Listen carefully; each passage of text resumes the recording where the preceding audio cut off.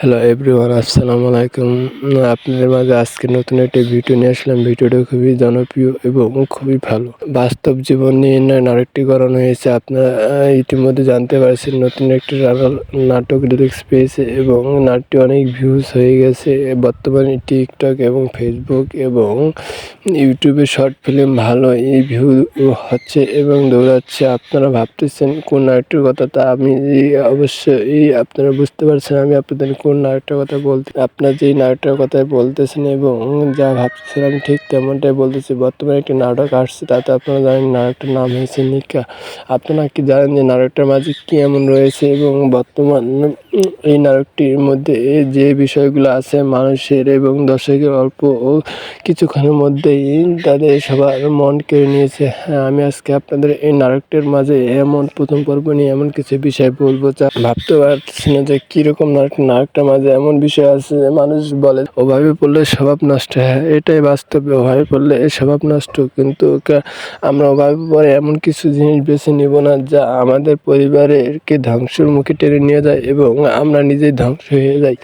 মানুষ ওভাবে পড়লে অনেকেই অনেক কিছু বলে, কিন্তু নিজের যে স্বাভাবিক একটি জ্ঞান আছে এবং বিবেক আছে, আমরা এই বিবেক নিয়ে সবসময় চলাফেরা করবে এবং সব মানুষের সব কথায় চলতে হবে এমনটা তো না।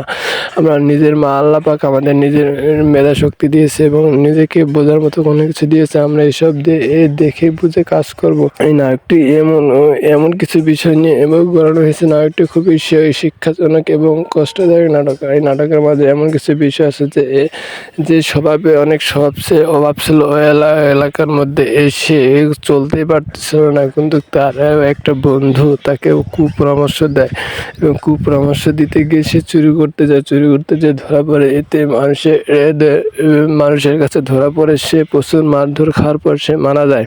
কিন্তু মারা যাওয়ার পরে তাদের পুরো পরিবার অচল হয়ে পড়ে। কিন্তু অচল হয়ে পড়ার পরে এলাকার মোড়ল মেম্বার তাদের বাড়িতে আসার পরে এই শোক সংবাদটা দেওয়ার পরে যে লোকটি মারা যায় তার একটি ওয়াইফ ছিল। ওয়াইফটা খুবই সুন্দরী ছিল, কিন্তু মানুষ তাকে সবসময় খারাপ নজরে দেখতো।